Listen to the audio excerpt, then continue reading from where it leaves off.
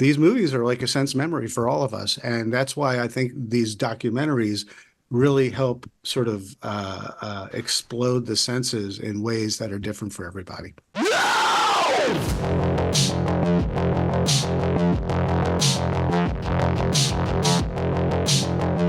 Welcome, all my creepy companions, to another wonderful, out of control, wild, amazing, extravagant episode of the Scary Movie Project, the podcast where we talk about scary movies. I am your host, Matt, and today, we're going to talk about kind of like a zillion movies because we're going to talk about, I have a very special guest. I have, maybe some of you heard of In Search of Darkness, which I certainly hope you have, because In Search of Darkness parts 1, 2, and 3, the ultimate guide to covering all the 80s horror you could possibly want, is just tremendous, from creator VC. And now they have, we have Aliens expanded, The Thing expanded, because you all listened to my episode with Robin Block where we had him on to talk about The Thing expanded, In Search of Tomorrow, and also now the new In Search of Darkness 1990 through 94, and now 95 through 99. All that to say, I have a wonderful guest. David Weiner is here. He is the producer, writer, director of all of these, not all of them, but most of these fabulous pieces. So, David, thank you so much for coming on. I am ready to talk all the 90s horror we can possibly handle. Awesome. Thanks for having me on, Matt. Yeah, it's a bit of a laundry list, but that's a good thing, right? Because what that ultimately shows is that we have found an audience that really loves the nostalgia and the deep dives that we do with these long-form documentaries. And we could talk about the structure of these documentaries, but I think for the uninitiated, all of these documentaries that you mentioned, they're indie produced. So they're not broken up like television shows, but they run pretty much the same amount. They're anywhere between 4, 5, 6 hours long. And you don't have to sit and watch in one go if you don't want to, unless you want to put on your adult diapers, and that's cool, and if that's your thing. Right. But ultimately, the way they're divided is they're structured beginning of the decade to the end of the decade. Or the 90s, we divided it into two parts, 90 to 94, 95 to 99. But you basically go 80 to 89, and each year we cultivate a bunch of titles, we curate them, we get the people who worked on them, we get experts who love to talk about them, and we celebrate them. And we celebrate a bunch of movies in each year. And then in between years, we have larger context chapters talking about the heroes, the villains, the music, the practical effects, the moving on from practical to CG, all these things. We cover a variety of topics to give a larger context to the decade and the pop culture zeitgeist at the time, and how that affected the movies, which affected the culture, which affected the movies, which affected the zeitgeist. It's fantastic. So for I think we mentioned, so in Search of Darkness, the original is from covers the 80s, and there are 3 parts of that. And like you said, they're like 4 and 5 hours long. And what I love is the way they have it laid out, where it's this kind of canvas of films, and we zoom into each film and we kind of dive. And so you're sitting there after literally every film going, "Oh yeah, I love that one. Oh yeah, I forgot about that one. Oh yeah." It just goes on. That's what people love and despise so when they're watching this, because it's a wonderfully frustrating experience, because the whole idea is, as if you're a horror fan, you know that there are way more movies than you can actually cover. So what we do is, I sort of came up like, oh gosh, because I'm a total completist. So I'm like, how can I get into movies that we're not going to talk about, but still at least give lip service, a clip, or at least show a poster, so people out there watching who I want to see this one movie, and why didn't you cover it? At least we know it exists. And if you really want to be clever and catalog all these posters that you see when we're finding a movie and zeroing in on a poster, or sometimes faking you out and going to a different poster. Yeah. Or you look at the end credits, and you will see all the movies that we covered, all the clips that we had, all the posters that we showed. And you could use that to curate your list, especially around spooky season, right? Perfect timing. So I watched 90 through 94 plane ride to LA back in December, and it was wonderful. And this is when these movies are made for horror fans, because I think the first film was like Chainsaw 3, and I was just like, I love that film, and then that kind of just like speaks to how deep you really got to kind of be to love this stuff. That's the first film you're like, oh, I'm already into this. I love that. So, and shameless plug, head over to hilltopvideos.com if you want to read my review of that. But Aha. yes, the first one was tremendous. So, the first I do want to ask you though, how did you? I mean, this is something that any horror fan would love to create. You did this. You actually went and made these. How did you get started? How did this happen? Well, my mom, my dad, they met, they fell in love. Oh, wait, you Mm, don't want me to go back I that far. see. Yes, yes, of We only have course. a limited amount of time. That's So, right. by the way, and I will answer your question, but I wanted to point out that the first movie that you see in 90 is Chainsaw because that what I do is a lot of people are like, well, why did you do this movie first? Why'd you do that movie? Why didn't you do it in the year that Mm-hmm. IMDb says it is? Mm, These are all based on not when they were made, but when they were US release date. And releases. so I Yep. put them in order. And Okay. that also allows it to be like an even playing field of like, this is the year, and this is a snapshot Yeah. of the movies that you got over the course of this year as they arrived. Yeah. And sometimes they didn't have a theatrical release, so we go by the video release. Sometimes they didn't have a US release until many years later. So we go by the native country release, if it's European or Japanese or something to that effect. I So love it. there's a method to the madness that people often question but do not understand. So, but I like to balance the deep cuts, the sort of underdogs, and the really well-known films for a nice balance. You Absolutely. know, even the stuff that's like, shot on video in someone's Oh, I backyard. I loved that little, you're talking about those little pieces that are in between. Yeah, like talking about, video stuff that yeah, someone shot in their backyard, like giving some love to that. That was tremendous. Yeah, it's quite an achievement for anyone to complete a film, whether you're a Yes. studio, an indie, or a You're right. student. You're right. And You're right. so listen, whatever the ultimate result, whether you love it, whether you think it's Silence of the Lambs or Things from Canada, Mm, it's like someone really worked hard, they did. really worked hard. They did. Like Mark Borchardt in American Movie. They worked Yeah. hard Yeah. and they worked for years. There are those kids. This is not horror, but there are those kids who made a shot-for-shot remake of Raiders of the Lost Ark, and it How took about them that? years. And you watch them, and they start as kids, and they end up as older teens, and then young adults finishing it. But they did the job, They and did it. they got the attention of Steven Spielberg. So talk And about a calling card. that's a great point because yeah, there's plenty of crappy movies out there. We've all and actually for me, I kind of love watching terrible horror because it's just fun sometimes. But yeah, the acknowledgement that whether you think it sucks or not, like that person went and took that time and the actual act of creating and doing this, they made it, you didn't. Like they did it. So yeah, Yeah, you got to give people props for sure. yeah, when you're an armchair critic, it's very easy. Listen, we all have our tastes. We all have the Yeah, stuff we love. We all have all the stuff that we dismiss. right. There's stuff that other people champion, and you're just like, what are you thinking? Yeah, But that's what makes us all unique and different, and celebrate the difference rather than gatekeep the differences, right? But right. ultimately, I think what's cool about these documentaries that I get to make is I get to have the people who made these films, or at least share a spotlight if I couldn't get a person who worked on it in front of the camera or behind the camera, to just reflect on why it's notable. And you make the decision. We're not telling you if it's good or not. We're just telling you Sure. this is the struggle and the triumph that they had to get this movie made. And even if you don't want to see it, you could appreciate the effort and the production and the ramifications of making certain choices that totally change the trajectory of a film.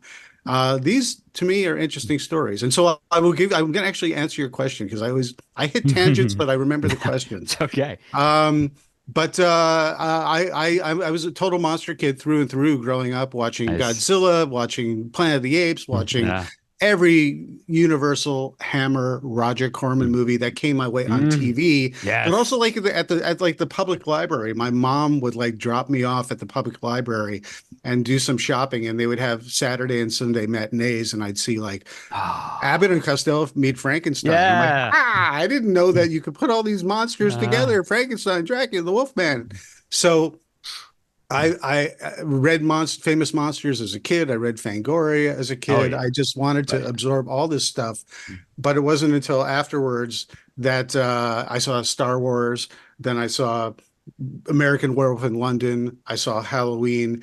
That changed my perspective as I don't want to just be an audience. I really want to know about how films are made. And especially with Yeah, Halloween, me that too. scared the absolute crap out of It's the me. But best. but rather than say never again, I was like, I need to deconstruct this because I like this movie. I'm going to watch it again and again and again until it's not scary anymore. Oh, that's the music. That's the jump scare.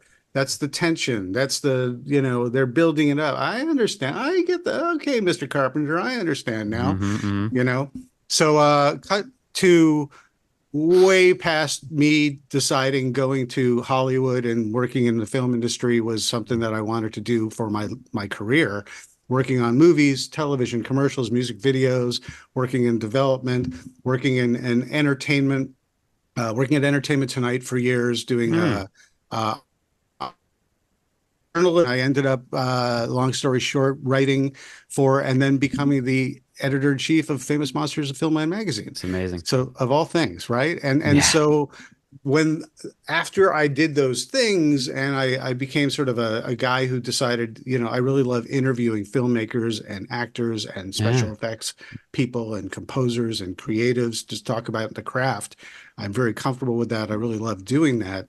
I did it for the Hollywood Reporter. I did it for LA Weekly, things like that. When Robin Block, who you had on the show, Yep. You bet. he said over in his corner in the UK, I love 80s horror movies. How cool would it be to make a documentary that just had every 80s movie, every 80s horror movie in a Yes. documentary? And Yes. I was ultimately connected with him, and I was actually advising on his project where he had created a trailer and some great art. And I said, these guys really get it and are really interested. And very long story that I'm not even going to tell short, he invited me to be the writer and director of it based on a Yes. convergence of all my experience with Famous Monsters and Entertainment Tonight and, watching too much TV as a kid, Yes. all these It's monster movies. It all yes. comes when mom says you're too close to the TV and your eyes are going to melt out of your sockets. You say, no, I can build a career out of this someday, mom. I can. Yeah. And For so sure. that's sort of the origin. And I got to frame something. And last I'll say is that these became long form documentaries based on the demands of the structure. Mm. So you can't do every movie in No. the 80s because there are hundreds and hundreds and if into the thousands, depending Yes. on how you want to categorize them.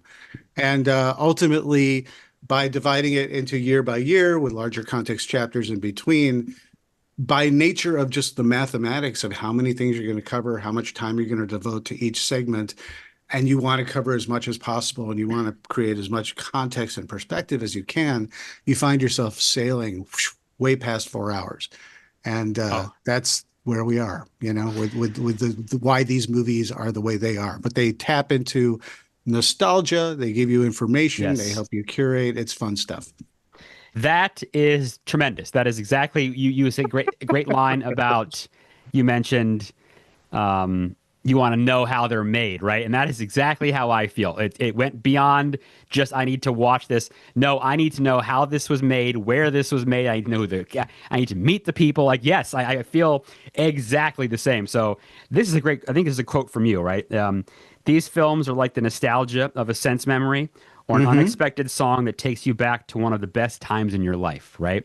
So I think that's beautiful. So, all right, we can't name them all, but let's jump. Oh, yeah, go ahead. Go ahead, please. Something about that thing that I did say is Mm, that what I have come to learn as a filmmaker making these, when you dive into this, you have your love. I have my love for this stuff. I never claim to know it all. I know there are mm, fans who know way more than me, and I love sort of tapping the hive mind for ideas and suggestions, and people do it online all the time, and we involve our audience, so it's not like they just back our project and then wait for a year and hope it'll come up. right. During the course, we get involved with everyone and share what we're doing with the production. We survey people. What would you like to see? It's all Yeah. very, very helpful to me. But ultimately, what I've learned as a filmmaker and just as a human being, especially with the horror genre, is that because this is like our we circle the wagons around our special films that we hold dear, and Hmm. they're different for everybody. And because of that, and because of the nostalgia that we have for it, I've learned it's really actually not about the movie at all. The movie is sort of the sort of touch point, but it's about who you were, your interests at the time, Mm, who you were with, what you were doing in your life, what you were trying yeah. to escape from, what you were trying to sneak so your parents wouldn't see, Hmm. all these little things. And so Yeah. when this movie pops up again, all these sense memories. Oh God, I Yeah. haven't seen that toy since I was 10. Yes. And you Yes. just go, oh, I haven't Yeah. smelled this smell for so long, but it reminds me when I used to crunch through the leaves in autumn. Oh my gosh, that takes me right back. These movies are like a sense memory for all of us. And that's why I think these documentaries really help sort of explode the senses in ways that are different for everybody. It's yeah, that's right on. It is exactly like a memory or something that triggers, yeah, maybe you didn't love that film, but maybe it reminds you of this, like you said, this person you were with or that moment or something. Yeah, that's powerful, right? Hmm. Yeah. It really Yeah, is. It it really, is. which is why I'm That's powerful. surprised that I get to continue making these movies Yeah. because of the demand. People Yeah. say, oh, it's only 6 hours. I could go 24/7, tap my Just like, veins. yep. And I'm the guy who makes these, and I still am wonderfully befuddled. I'm like, really, you want to watch it again and again and again? You want to put it on in the background as like, just sort of Yeah. comfort blanket watch? Yep. I Yep. mean, there's active and there's passive watching, but people watch these again and again, and it blows me away in the best way that people have responded the way they have. I have definitely watched In Search of the 80s twice. So that's like 14 hours in my life that some people say will never get back, but I'll gladly donate and you can have 8 more hours of it. So yeah. Okay. So like you said, we can't talk about obviously every film, but should we talk 95 through 99? Should we Yeah, go with let's what do we it. Let's do it. all right, so I don't have necessarily an order per se, but I usually I don't. I'm not a note guy, but I wrote notes for this thing today. So I think of okay, my favorite series is Halloween. So 95 gives us Halloween 5, right? Yeah, or was that 6 that came in at 90, Halloween 6 comes out in 95. 95 and then 96? Curse of Michael Curse of Michael Myers. Myers comes So out. basically, the return. I know you know this, but for the audience, the return of Michael Myers is basically in the second half of the '90s because the first half was quiet. It was very Yep. quiet, Yep. and then so '95, Michael Myers.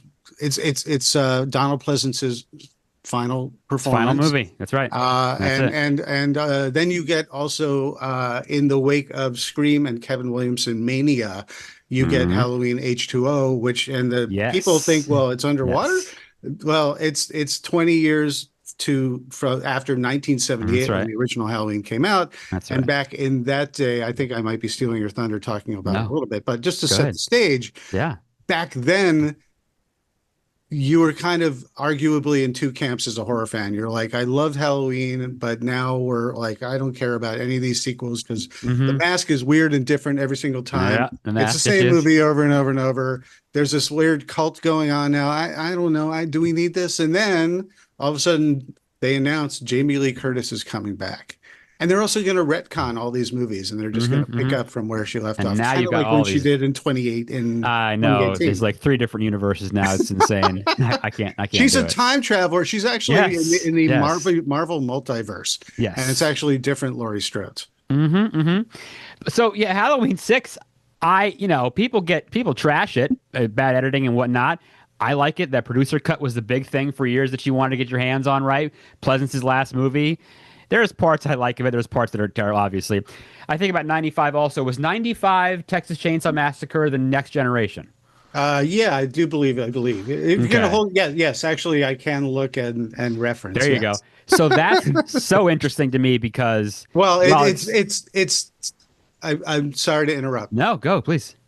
Yeah, and you tell the tale, but ultimately, it came out, but then it came and went like in a blip, and then they Yeah, repackaged it into because it yeah, was Return of the Texas Chainsaw Massacre, that's right. and then they Return of repackaged it after Matthew McConaughey and Renee Zellweger became big stars, and That's and it right. was Next Generation, That's right. and then they were just like, I never made that I movie. want No, nothing. no, no, And no, that's what I don't. find to be like the interesting part about that film. And people may not know that is, yeah, you've got these two A-listers at this point in this film who had never worked before. It was their first go around. Is it a great film? No. Is the ending kind of interesting? Yes. I've probably only seen it a couple times, but the fact that those two are in it. I mean, that's a big thing about horror too, right? How many folks have gotten their starts? You look at like Johnny Depp and what's her face in the other Nightmare on Elm Street films, and there's people that have kind of gotten their starts. I mean, Jamie Lee Curtis in Halloween that have done this, and so people look at horror in a bad way maybe and just stick their noses up at it, but a lot of these folks got their starts in these films.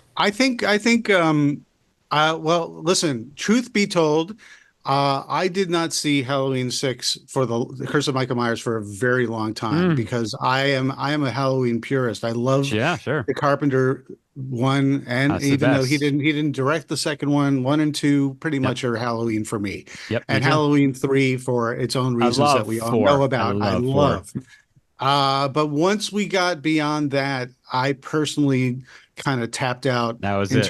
in terms of my genuine love and Sure. interest for it. To the point where when sequels kept on coming, 5 and 6, I just ignored for a long time. Now I've seen them Right. all. And so now having come back to 6, Curse of Michael Myers, I actually really respect it because there's only it's a framework of a story that is very limited. And when you go back to the well with the same variation of the same story, yeah, we want to see Michael Myers come back again and again and again, but you got to do something at least different and interesting. And so the whole cult, the whole, baby, the whole he's an automaton Curse of trying to Thorn. Curse of Thorn, The Man in cult, Black. there, listen, whether it sticks or not, they flung that spaghetti against the wall, saying, "Let's try something new.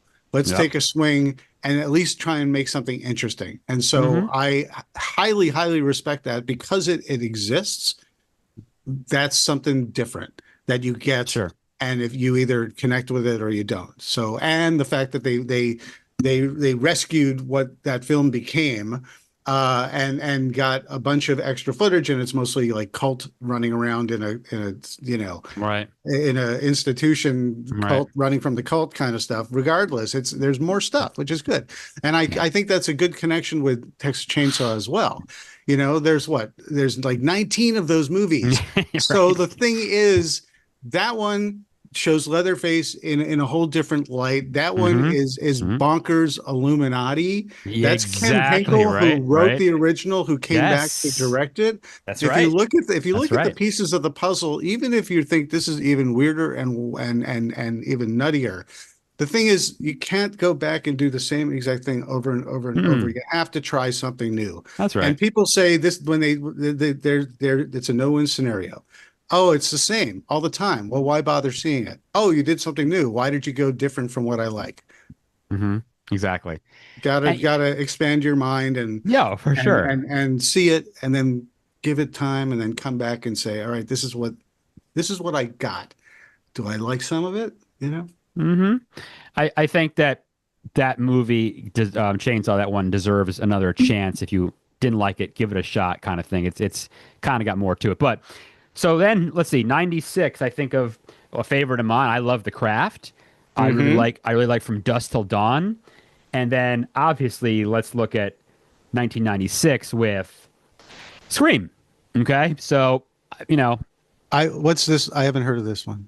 What, Scream? some movie called Scream. I don't know. No. Oh no, sorry, it's called Stab. Yeah. I've seen that. Yeah. That stars the 90210 cast. That's great. Right. Yeah. So I love Wes Craven, what he's done. I don't know. I've seen Scream multiple times. I just don't love it. But we're talking about appreciation on this show and I appreciate what it did. So like I said, those first two, The Craft, I love Dusk Till Dawn, and Scream. I mean, what it did for horror obviously is, monumental, right? That's what's about it. Love it, hate it, like it. lukewarm, lukecold Yeah. when it comes to Scream. You have to admire what it did for horror in the industry. So Hmm. you could emotionally take yourself out of the equation and just say, up until Scream came out, the 90s, there were plenty. I mean, you'll see, especially if you look at In Search of Darkness 90 to 94, you'll see there was a plethora of movies. There was so much good stuff, but people Oh kind yeah. of memory hole. Gosh, what was there? Maybe Bram Stoker's Dracula, Love Silence of the that. Lambs, but was that a Yeah. thriller or horror? I Oh, don't I know. don't. Does I it hate that fit? argument with people. Yeah, that's the But worst. well, this is the collective memory when they look back at the 90s, they're like, well, God, nothing happened until Scream came along. And then maybe Blair Witch, gosh, what else was there? I don't think the 90s had much going on. I'm not interested in the 90s. If you pay attention, there was a huge amount of stuff. But what Scream did was like even so it's wonderful because I get to talk to a lot of the actors and the directors and the Hmm. creatives who are in these movies. Right. Emily Burgle, who was in Carrie The the Rage. Rage, Yeah. Carrie Yeah. 2. That's right. That's right. They got that movie going, and they pulled the plug because the studio said Hmm. teens don't want to go to horror movies anymore. Really. So then Scream came out, Hmm. and the studio said, "Oh, get this back into production immediately and scream it up a bit. Make it a little more meta, make it a little more self-referential and, Right. postmodern script and so on." And so then it's back on track, back in production and on the map. So you have to look at Scream and the impact of it, where all of a sudden studios who only follow the almighty dollar, Mm, they yeah. saw that if the mainstream people will go see horror and not just the horror fans, you can get huge box office, especially if you gloss it up and glamify it up with a hot cast that's straight out of Dawson's Creek and, That's right. Beautiful teenagers. yeah, 90210 type, That's it. cast. Yeah. That's And right. that's what we got. But the thing is, even if you don't love that stuff, you have to recognize that that changed the language of filmmaking Yeah. massively. Now, Wes Craven was an absolute pioneer when it came to that, but Sure he was was. doing that before Scream. You could look at New Nightmare, which is kind of like the training ground, really. You Hmm. could look Hmm. at People Under the Stairs I love to a that certain movie. degree. Yeah. But even Wes wasn't the first to do it. Joe Dante's doing it, where they're in The Howling. They're Howling. watching a Yeah. werewolf movie. They're talking about werewolves. In American Werewolf. John Landis, Joe Dante, I love it. even Yeah. even Carpenter. These guys are all doing this ahead of time, but they're planting the seeds for the baby steps. So Wes Craven comes in and says, "Hold my beer." Does New Nightmare, where he's just like, it turns out Freddy is real and Real. coming into Yeah. Heather Langenkamp's life. With their And son. Robert Yeah. Englund's got to contend with it too. It's like, what? I'll Hmm. star in it as well. So that'll make it more legit. So, long story short, obviously, because I could talk for a million years and there's so much ground to cover, but Oh yeah. ultimately, Scream changed the game because it opened up the floodgates to studios welcoming this stuff. And all of a sudden, you got all these amazing mainstream movies. And as a result of it, because the hardcore fans were searching other places, they were starting to go to the straight to video stuff, to the indie theaters, to the grindhouse, to J Hmm. horror, Yeah. to all sorts of ways, where they want to see, I want something harder, darker. Blair Witch comes along, found footage becomes something that is a term that we become familiar with. Yep. Sixth Sense comes along. By that time, when Sixth Sense came along, Bruce Willis was a bit of a punchline. He had done a couple Look Who's Talking movies along with Travolta. Think about That's right. that. They had done Yeah. Look Who's Talking 1, 2, and 3, Yeah, they and did. then Travolta does Pulp Fiction, Pulp and Fiction. and so does Willis, and all of a Yep. sudden they're Yep. cool and castable again. But even that was in '94, so by '99. Bruce Willis had been in everything, and people were like, "Mercury Rising? Is that about Mercury the guy Rising. who Wow. fixes thermostats? What I'm not Right. sure what this is. Is it an Right. action movie?" So, M. Night Shyamalan comes out of nowhere, Oh man. and all Yeah. of a sudden, horror movies, are water cooler conversation again. And I'm in the know. Are you in the know? Do you know the twist ending? I won't ruin it for you. It Hmm. became conversation again. So there's so much to Yes. talk about when you talk about this decade. Oh no, for sure. So I think then we move to this trend of the return or the birth, whatever. I don't know what you want to say. Teen horror. Okay. Let's look at H2O. Let's look at The Faculty. Urban Legend, I Know What You Did Last Summer, right? I love all those films. Disturbing Behavior. I love Disturbing Disturbing Behavior, Behavior. which So was sold kind of, I love marketed that like a movie, Scream movie, and people went to go right? see it, and they're like, well, I'm not quite sure what I just saw, but it's a great film. But Yes. marketing can sometimes really be misleading and piss people off. Oh, for sure. The one thing I'll also say is before we leave Scream, yeah, I don't love it, but I will say that that opening sequence with Drew Barrymore, you got a huge star, and that scene is scary as heck when she's getting tormented on the phone and chased through the house and killed in the BR. That is one of the great opening scenes I've seen in maybe forever. And I also love when they're in the house having what are they watching? They're watching Halloween, which is like Right, right. it's so great. I love that. I do Well, love those two aspects of it, I have right? to say, for the people who are not huge Scream fans, um, I think because Scream got hyped up so much, Hmm. it's very easy to sort of back away from it, saying, "Ah, it's not that good," that kind of thing. But I think if you look at Scream 2, that could have gone south in all Oh sorts of yeah. ways. Oh yeah. Arguably, to me, like when I look at those movies, I actually, Scream 2 doesn't exist without Scream, of And that has course. a great opening too in the movie theater. I love that opening of Scream 2. Scream That's 2 fun. is really, Yeah. really fun. I have Yeah. Jamie Kennedy Yeah. talking about Scream and Scream 2, and Yeah. he says it's meta on meta on meta. Right. By the Right. time you get to that, I mean, you have like Courtney Cox, they're making Friends jokes, Right. um, and anyway, so I think it's really fun because whether you love it or not, I think even checking out Scream 2 and not revisiting Scream 1, you'll be like, this is candy coated stuff. This is really fun. This is very entertaining, and this is very slick and Yeah. very cool.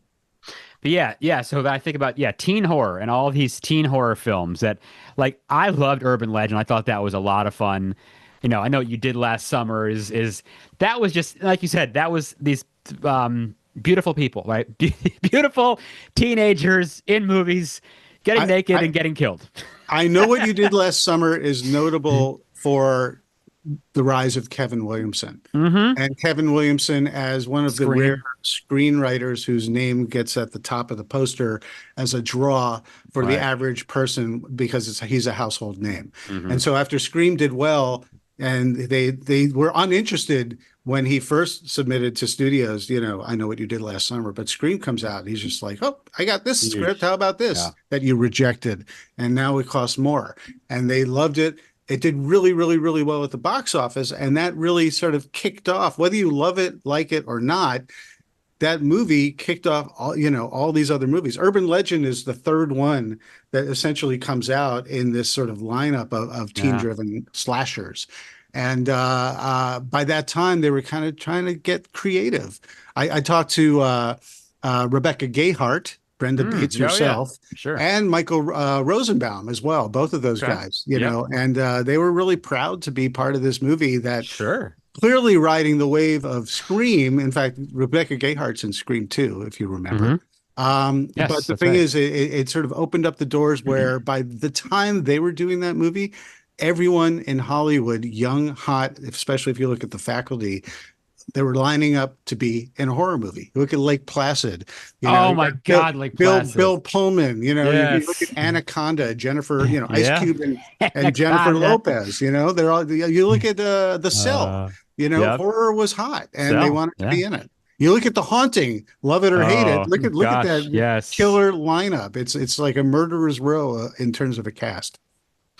What about a couple films that maybe I don't I guess this is the kind of like the whole Silence of the Lambs argument, thriller horror, I guess, kind of thing, which drives me crazy. But what about like Seven? Well, my answer to that is Silence of the Lambs is a horror film, and I'm just done with that, right? Like whatever. Mm-hmm. It's also like the argument where Aliens is that a sci-fi thing or whatever? Also, so Is it we're not sci-fi? Is it action? horror. Is it Right? horror? We won't. We How about it's all things that you put in your cereal bowl and you just put milk in it and you eat and it? they taste delicious. So Yes. I think about like Seven and like Sphere and what was I thinking of? What was Sphere? Sphere? You mean like the Michael Crichton sphere? Yes. Or are Which you is talking about Cube?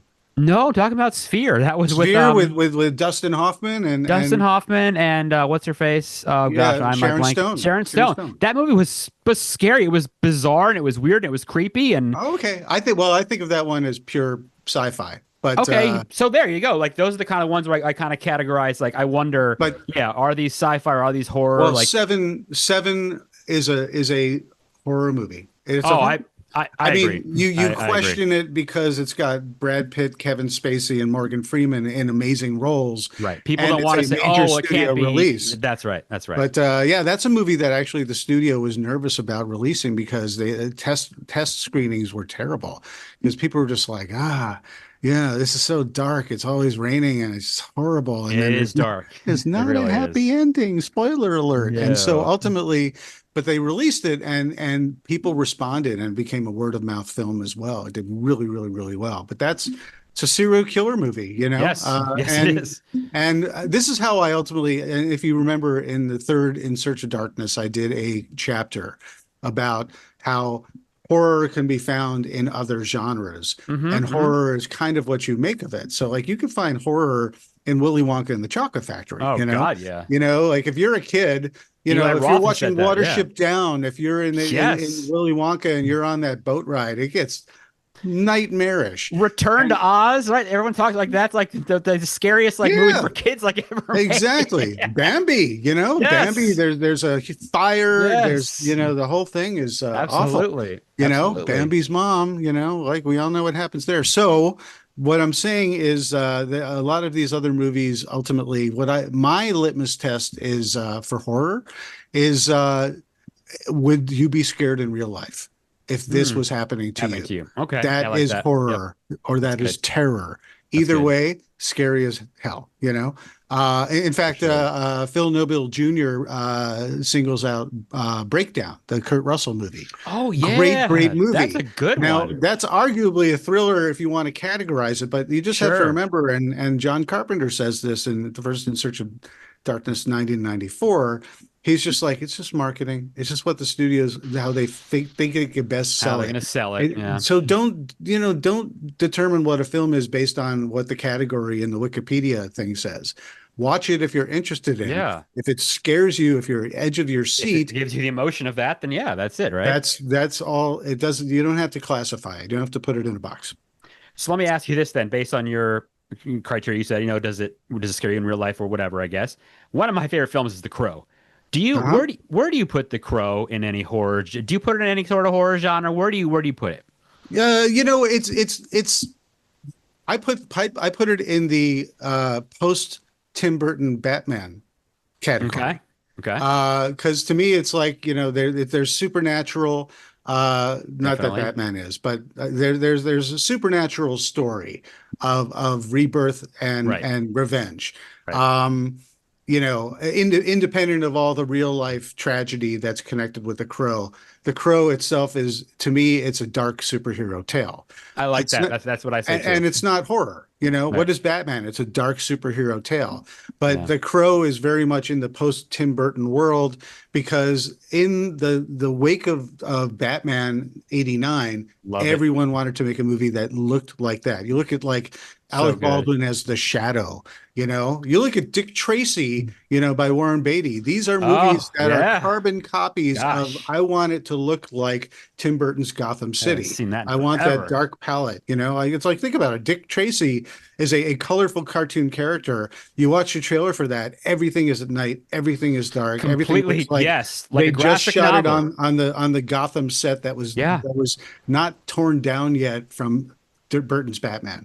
I So haven't seen go that ahead. film in forever. I need to. That's a great reminder. Dick Tracy. I got to put that on the list. Wow. Yeah. So yeah, so the crow everyone loves, and Oh, it's great. people have said, inevitably, because the tighter you squeeze your hand, the horror sand slips through the fingers, and I hear maybe arguably the most, in the when I for the '80s trilogy. Why didn't you put in Aliens? Why didn't you do that? And Mm-hmm. Mm-hmm. well, one hand I did In Search of Tomorrow, and I put it in that. And we also did a documentary that I executive produced that Ian That's Nathan right. directed. That's That right. was just everyone from Aliens, and it was, we knocked it out of the park, if I do say Yeah. so myself, because we Yeah. didn't expect to get James Cameron and Sigourney Weaver. There. So How like, about holy that? crap. That Yeah. being said, that being said, people are just like, well, why didn't you do that? And I'm like, I had my reasons, but even if I didn't do In Search of Tomorrow, I feel like it's sci-fi, Mm. it's action, it's horror, it's Yep. sci-fi, but what is it collectively? I think it's sci-fi.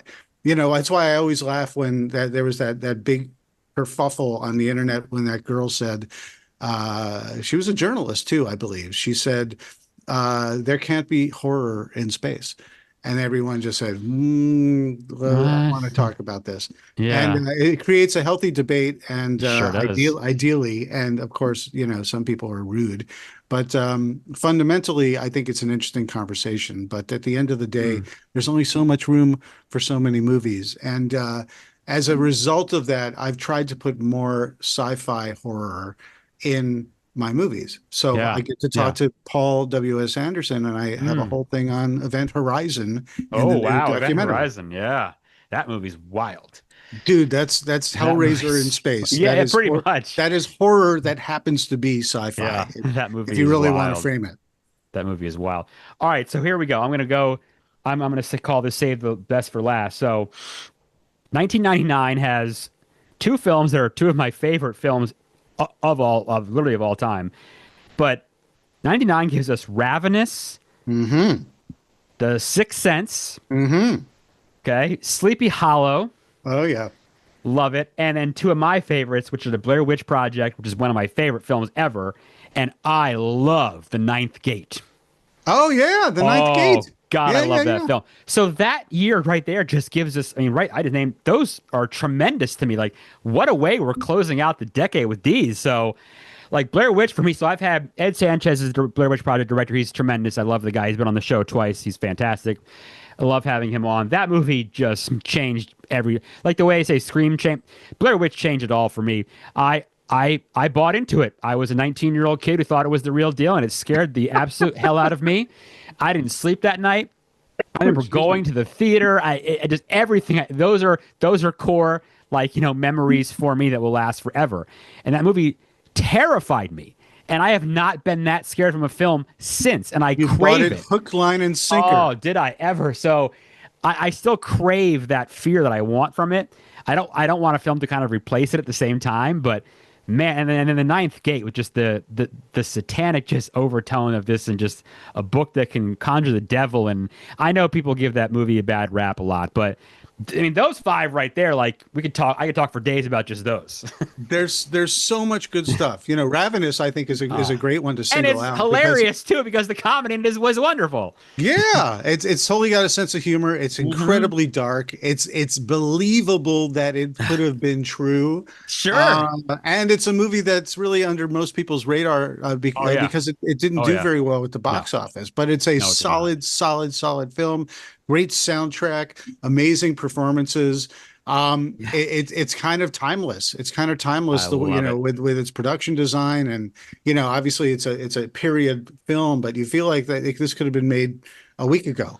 Oh, sure. Sure. It's so good. It's so good. I got to tell you, with Blair Witch, um, I was in Los Angeles in the film industry working when Blair Witch came out, and this was in the beginning days of the internet. I mean, this is a whole other part of this That's the story genius of it too. is Yep. the internet and the website that they had, and missing, and the three Yes. faces missing. Yes. Like, holy crap, these people are lost in the Ah, woods of Burkittsville. We got to go find them.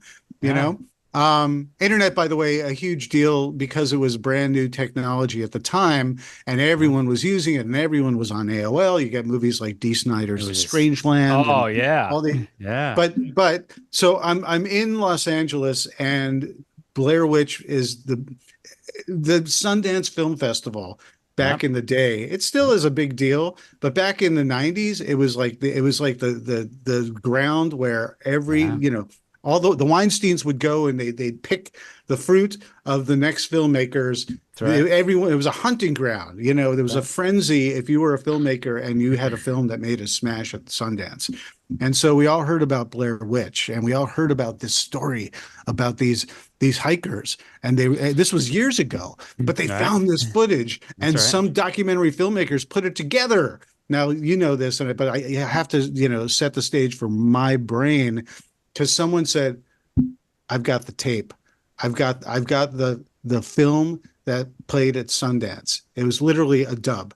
Mm-hmm. And so a bunch of us got in a room and turned off the lights and popped this thing in, believing, like you did, that was 100% Yeah, real. And I'm just absolutely. like, holy crap, I Oh, cannot it believe messed that. me up so bad. Yes. Yeah. And we all walked out of this in a daze, like, Oh, there was silence I think I need to see that again because in I, our wow. theater. Silence. People got up. Silence. Like people were just like, "What just happened? Oh my God!" Well, I got to say one thing also that I think my favorite quote from, because I have Eduardo Sanchez talking about it, Yes, that's right. That's co-director, great. and Great. as you've had on your show twice, and he said, "Gosh, if we never expected this to blow up the way it did, No, but they didn't expect it to literally blow up where it would be on big screens because you've got the shaky cam, that's and right. people got really nauseous. And I mean, I got nauseous watching it on a TV just in a small room. And Mm. so, we kind of made this little joke that he's like, "Gosh, it would have been great if I made these Blair Witch barf bags with a little stickman figure on it. And you Yeah, hand that that would to have more everybody when they marketing. go in there, right?" So yeah, they would have done things a little differently had they known. But that's part of the story that makes it so great is no one Oh, knew. man. And then everyone wanted to be like that, and everyone wanted to make a film like that. Oh man, take and if you back up a year, you've got the last broadcast, right? Hmm. With your found footage. That's a bizarre low budget 98 film. Was it 98, I think? Yeah, yeah, yeah. Well, yeah. So, Found and footage you blows up get after Cannibal that. Holocaust, and Oh, love that. so there are movies that where it's not, again, it doesn't, it's okay if it's not the first. It's the flashpoint where Right. everyone said, "Oh, this is something that you could do. That's a unique way of approaching a story, and you could do it on a budget." It's like the whole ethos of horror movies in general. The reason why there was a slasher boom after Halloween, you get Friday the 13th and stuff like that, Yep. Halloween following, Black Christmas and stuff Hmm. like that, Hmm. is Right. the thing is you can make it on a very small budget and reap tremendous box office and Yes. buy your house with the pool in Beverly Hills on There you one go. movie back in those That's it. days. That's it. So people follow the money. And so, when Yeah. you get to the found footage and people say they made this for how much and it made 100 million, I will be the next person who will make 100 million on my, found footage film. And kind of doesn't happen until No. Paranormal Activity. Oh, much later. Which so I also think about this is the time 95 through 99 for I know for me maybe the peak of video stores like a Blockbuster or like a Hollywood Video, right? I mean, everyone's renting, and I'm just constantly reminded of like going in there, and that's how horror started for me was renting these films when I was even younger. But I remember the 99-cent horror. Nobody wanted to rent horror films and 99-cent rentals, and just I wonder how much this explosion became. I mean, for any genre really, because now you could go and get the film that you couldn't see 15 years ago. That once it played in a theater and it did its run, it was over. And now you can see all of these films that you could not see. So like the video store was like huge, right?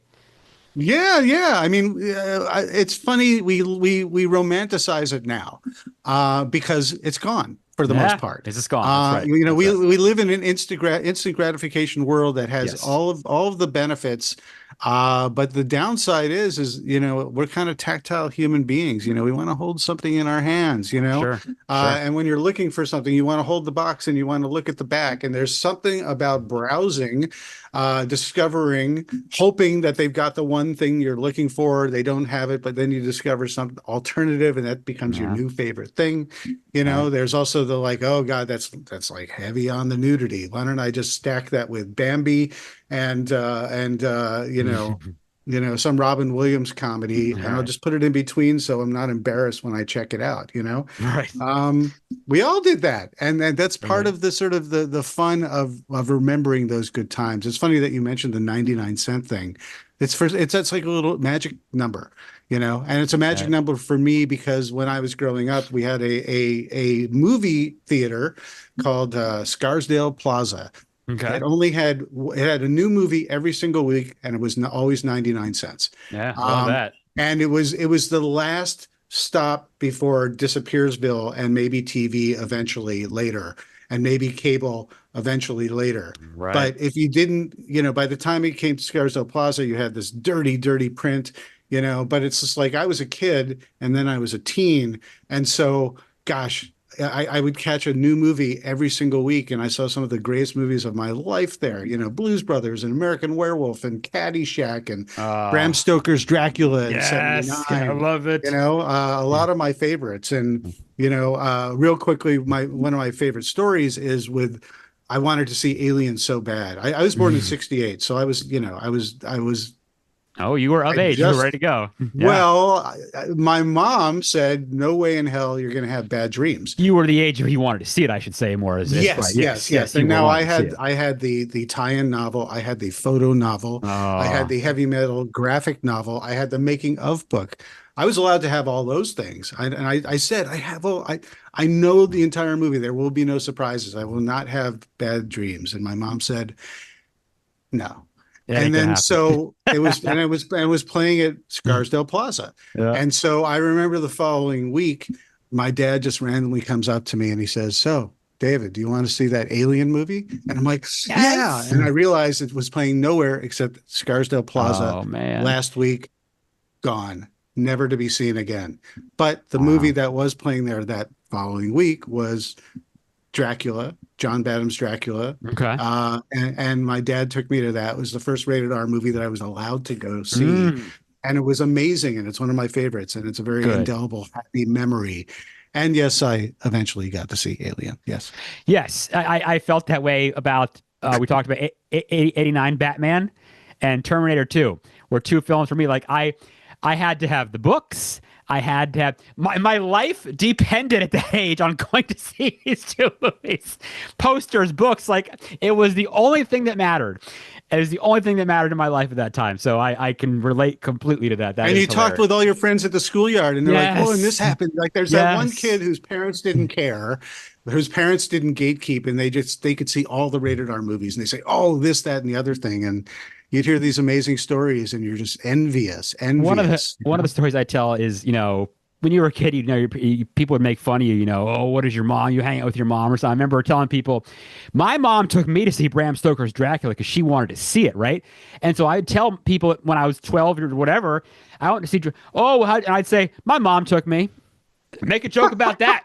I went to go see it. You didn't, right? So I used to always tell people that. All right, well, we've taken our trip through the mid 90s as best we can. We can't talk about everything, obviously. So, David, do you want to plug anything else about when this is going to come out, what the trailers we can watch, what we can expect from it? Give us all the details on In Search of Darkness 95 through 99, what's going to happen with it. Yeah, absolutely. Well, excuse me. Ultimately, I'm going to take a sip of water. Yep, good idea. Ultimately, if you go to 90shorrordoc.com Okay. between now and Halloween, Huh. you can get the pre-order of this documentary that I'm wrapping up now. Like when I say wrap up, like everything's shot, everything's edited, but I'm polishing it now. But what we do is we do a final pre-order that's a limited time. We're an independent company, Creator VC, where ultimately you can, if you order it before midnight on Halloween, you can get your name in the credits. And that's super cool. And then the movie's wrapped up and it's done. We make it, we manufacture it, and we distribute it ourselves on Blu-ray. And you get all this cool swag stuff. You get the soundtrack, you get posters. Check out the site. You can see all the cool stuff. Another great thing is that if you missed the first In Search of Darkness 1990 to 1994, you can get a 2-pack where you get the whole Ooh. 90s, which is going to be a 12+ hour experience. That's what I'm talking That's about. pretty cool. And if you missed the first In Search of Darkness movies, you can get those as well. And if you're not a person who has any room for all these things, you can get the digital Make room. bundle as well. Yeah, well, make room. Yes, knock out a wall. Not But please. yeah, you must add an extra shelf, go to IKEA. But Yes. ultimately, you can get this stuff digitally as well. But we're an indie organization. Your support means the world. We really, really value everyone who supports us. I value you, the fact that you've seen these movies and that you Love them. want to have me on to sort of spread the word. But Yes. word of mouth is incredibly key. So everyone needs to know is go to 90shorrordoc.com between now and Halloween at midnight. Tell your friends. And on top of that, we're all over the socials where you could see, on that site, but also all over socials, you could see clips from the documentary. We're going to be rolling them out every day. We've got a brand new trailer. By the time you're hearing me talking that, you'll be able to see this insane 5-minute trailer. Really, really fun. And ultimately, all the socials we're still 80s horror doc socials on Instagram, Twitter X, Facebook. But yeah, go check those out and listen, put together your spooky season playlist. Yes. Watch some amazing movies. Watch your favorites that you love so much. Discover a couple new ones. Tom Savini says, an old movie, it's not old if you haven't seen it. See, isn't that great? That's kind of like a friend is a person you've never met or whatever the saying is, I guess, something like that. Yeah. Yeah, my good friend Tom, it's all about perspective. It's just like, it doesn't matter when the movie was made. It's not an old movie if you haven't seen it. I love that. There's so much greatness. So many of the movies now just try to emulate the great movies of the past. And so it's important to listen. You don't have to become a film major or a film historian, but you have to recognize that movies that are black and white, movies that have subtitles, movies that just are from prior decades have a tremendous entertainment value. And even if they're a little creaky in terms of their effects or production values, it's all about story. It's all about connecting with the characters, and it's all about finding something about it that connects with you. This episode is what it's all about, people. This is it. This is horror. This is our love for it. This is wonderful. David Weiner has been my guest. He is the director, producer, writer of In Search of Darkness 1995 through 99 and many of the others.